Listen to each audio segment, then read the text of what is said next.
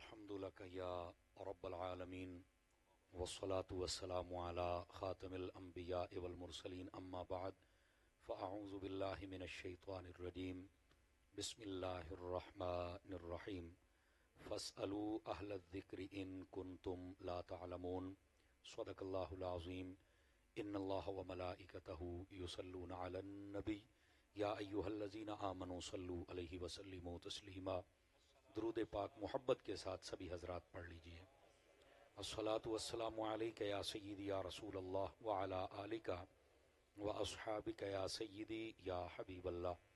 انتہائی محترم و مکرم بزرگوں، نوجوان دوستوں، عزیز بچوں، بالخصوص سادات و علماء، محترم و مکرم مہمانان ذی وقار، اللہ رب العزت کی فضل و توفیق سے ہم سب آج کی اس خوبصورت بزم پاک میں شریک ہیں۔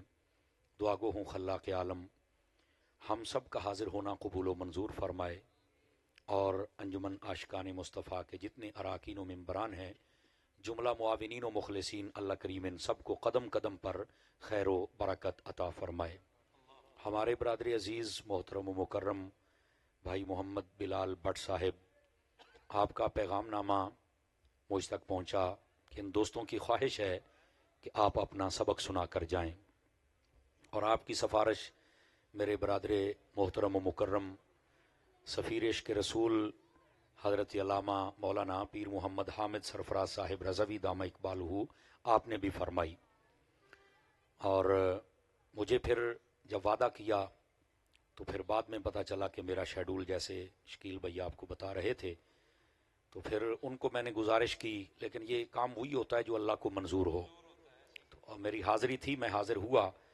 11 بجے میں نے پہنچنا تھا، لیکن آپ کے اس علاقے کی ایک جانی پہچانی شخصیت، ہماری اہل سنت کا مان اور تران اور شان، حضرت علامہ مولانا مفتی ظہور احمد جلالی صاحب دامت برکاتہم العالیہ، آپ نے کرم نوازی فرمائی۔ تھوڑی دیر کے لیے میں ان کی برکت لے کے آیا ہوں، اس وجہ سے تھوڑا سا لیٹ ہوا، لیکن اس میں بھی مدینہ مدینہ ہے۔ تو بلال بھائی بھی کہہ رہے تھے اس میں حکمت ہے، تو میں نے کہا وہ حکمت پھر ہم نے سمیٹ لی ہے، الحمدللہ رب العالمین۔ بہرحال بتانے کا مقصد یہ تھا کہ فقیر حاضر خدمت ہے۔ عنوان جو میرے ذمہ لگایا گیا ہے وہ ہے شان مولا کائنات رضی اللہ تعالی عنہ و شان حضرت سیدہ کائنات رضی اللہ تعالی عنہا۔ آپ توجہ رکھیں گے تو انشاءاللہ اس عنوان سے متعلق کچھ ضروری گزارشات فقیر آپ کی خدمت میں عرض کرے گا۔ اسٹیج کی زینت یقیناً کثیر تعداد میں علماء، مشائخ، ثنا خان تشریف فرما ہیں، بالخصوص صدر محفل واجب التکریم عزت مآب حضرت صاحب زادہ پیر سید خالد محمود شاہ صاحب دامہ اقبال ہوا، آپ تشریف فرما ہیں۔ باقی جتنے مقتدر اور معزز حضرات علماء ہیں، مشائخ ہیں، اللہ کریم ان سب کی زندگیوں میں برکت عطا فرمائے۔ آئیے ایک حدیث شریف سے میں بات کا آغاز کرتا ہوں۔ حضور نبی رحمت شفیع امت صلی اللہ علیہ وآلہ وسلم آپ نے ارشاد فرمایا، من صلی علیہ مئتن، فرمایا جو بندہ میری ذات پر 100 مرتبہ درود پاک پڑھے، کتب اللہ بین عینیہ، اللہ تعالیٰ اس کی دونوں آنکھوں کے درمیان، یعنی یہاں ماتھے پر لکھ دیا جاتا ہے، براءۃ من النار و براءۃ من النفاق، کہ یہ بندہ منافقت سے بھی آزاد ہے اور جہنم سے بھی آزاد ہے۔ یہ 100 مرتبہ درود پاک پڑھنے کی برکت ہے، زیادہ پڑھیں گے تو برکات بے شمار ہیں۔ مفتی احمد یار خان نعیمی گجراتی رحمت اللہ علیہ، آپ نے میرات المناجی میں لکھا ہے، اگر کوئی بندہ درود پاک اتنے شوق، محبت اور پیار سے پڑھے کہ اسے دعا مانگنے کا یاد ہی بھول جائے، بس درود ہی پڑھتا رہا، فرمایا اللہ تعالیٰ بن مانگے اسے ہر چیز عطا فرما دیتا ہے، اور وجہ یہ درود پاک کی برکت ہوتی ہے۔ اس واسطے حضرات درود پاک ضرور پڑھا کریں۔ یہ جو مہینہ اپنی برکتیں لے کے جا رہا ہے اور آنے والا مہینہ تمام تر برکات لیے آ رہا ہے، یہ دونوں مہینے بڑی عظمت والے ہیں۔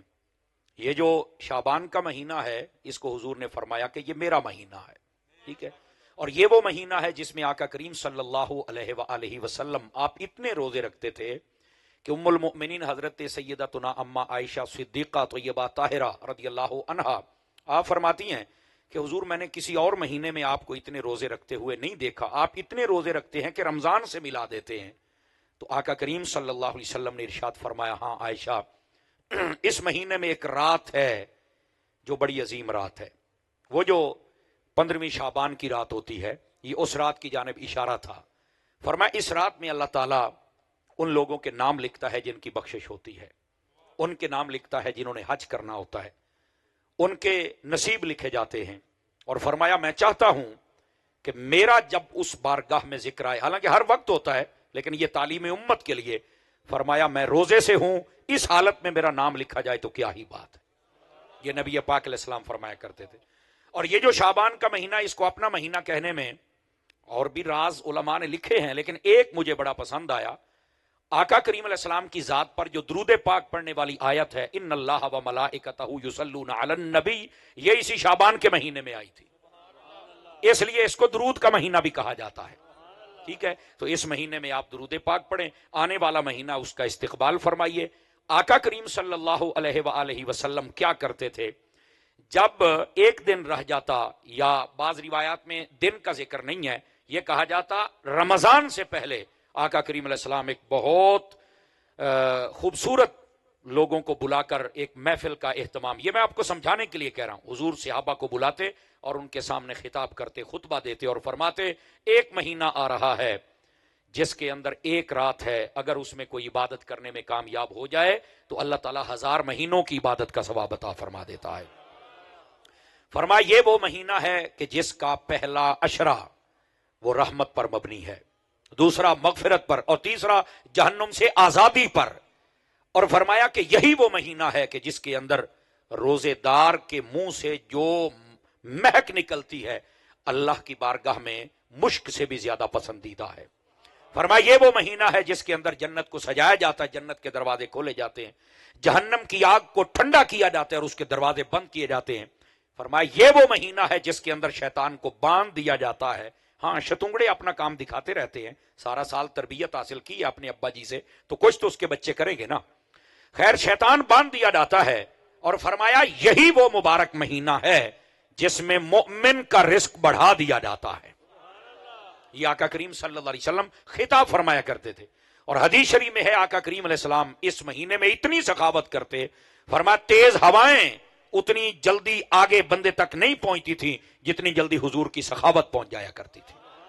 اور یہی وہ مبارک مہینہ ہے جس میں آقا کریم صلی اللہ علیہ وآلہ وسلم آپ قرآن مجید اتنا پڑھتے، یہاں تک کہ ہر سال جبرائیل امین علیہ السلام تشریف لاتے اور نبی پاک علیہ السلام کے ساتھ آ کر قرآن کا دور فرمایا کرتے تھے۔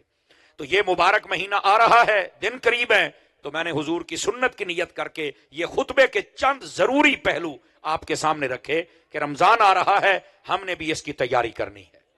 روزے رکھیں، امید ہے 30 روزے ہوں گے، چونکہ پہلے جو رات 11-12 بجے چاند چڑھاتا تھا وہ ڈبو، وہ آج کل نظر بھی نہیں آتا۔ علماء بتاتے رہتے تھے کہ بندے دا پتر بن ان چاند نہیں چڑھائی دا، لیکن انہوں سمجھ کوئی نہیں سی آؤندی، تو اب وہی بندے چیخ رہے ہیں۔ دیکھ لو دین سے پنگا لینے والے قسم خدا دی سال نہیں ٹاپدا رب ذلیل کر دیتا ہے، اور جو مسلک کے پکے ہوتے ہیں جہاں بھی جو مرضی ہو جائے ان کا جھنڈا ہمیشہ بلند رہتا ہے۔ گرامی قدر حضرات، اب وہی بندے جو مفتی منیب الرحمان صاحب کو بھی تانا دیتے تھے، اے مفتی منیب تو چنگا میں دین جاننا، یہ ڈبو یہ کہا کرتا تھا، آج لبدا بھی کوئی نہیں۔ میں کہا بس دیکھ لا، مفتی کا نام کل بھی چمک رہا تھا، آج بھی چمک رہا ہے، اور تیرا نام ذلت کا استعارہ بن گیا۔ اس واسطے آپ جو بھی بیٹھے ہیں سٹے اسی آخری بندے تک، کبھی دین اور دین والوں سے پنگا نہ لینا، بالخصوص حق والوں سے رول جاؤ گے، پتہ بھی نہیں چلے گا، اینجدہ گیڑا آئے گا لبو گے بھی کوئی نہ۔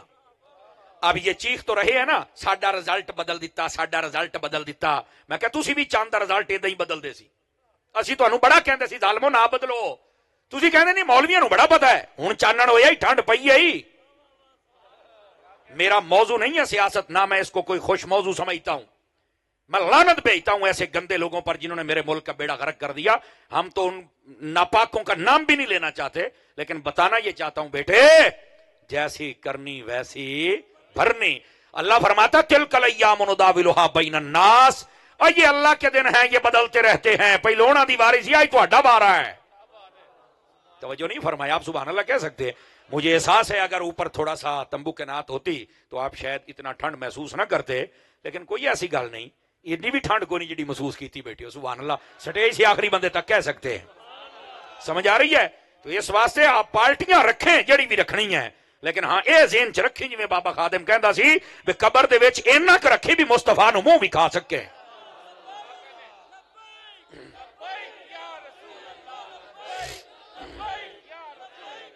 توجہ ہے حضرات آپ کی؟ او سبحان اللہ تو کہہ دے او. ہاں اس واسطے اتنا ضرور تعلق حضور سے رکھنا کہ قیامت والے دن یا قبر میں اپنا منہ دکھا سکنا. ایتھے دنیاوی اپنیاں نالیاں تے کھمبیاں واسطے ساڈے نال منہ وٹاؤن دی لوڑ نہیں. جدا ڈنگا ہوندا ٹائم نہ ٹر جائے اسی طرح سیدھا کار ہی کو نہیں سکدے. اے ہور ڈنگا ہونا ہی. Are you understand? گل بندہ سیدھی کرے ایویں جو چوں چوں کرے او دا فائدہ ہی کوئی نہیں.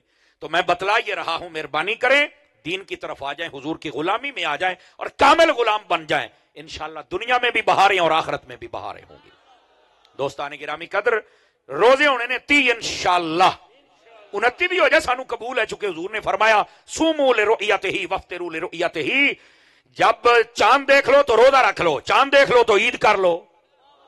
اے تے مسئلہ ہی کوئی نہیں. سانو تو سوکھا ہے 29 ہون دے بھاویں 30 ہون، لیکن امید ہے 30 ہوں گے. آپ کی خدمت میں ایک چھوٹی سی گزارش کرنی ہے. روزانہ کا ایک پارہ قرآن کا پڑھنا ہے.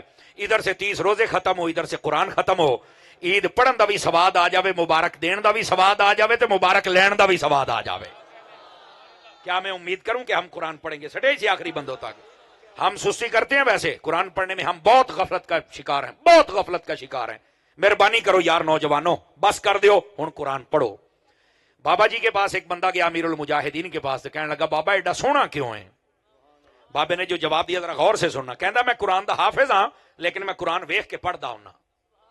اس نے کہا نہیں مجھے جواب نہیں ملا یا مجھے سمجھ نہیں آئی، سمجھائیے. میں نے پوچھا ہے آپ خوبصورت کیوں ہیں؟ میرے پوچھنے کا مقصد تھا پانی صابن شیمپو کریماں کیڑیاں لاؤندے ہو؟ فرمایا آپا کدی نہیں لائی. تو پھر ایڈے سونے کداں ہو؟ فرمان لگے کملا ہو گیا یار، چلا ہو گیا ہے.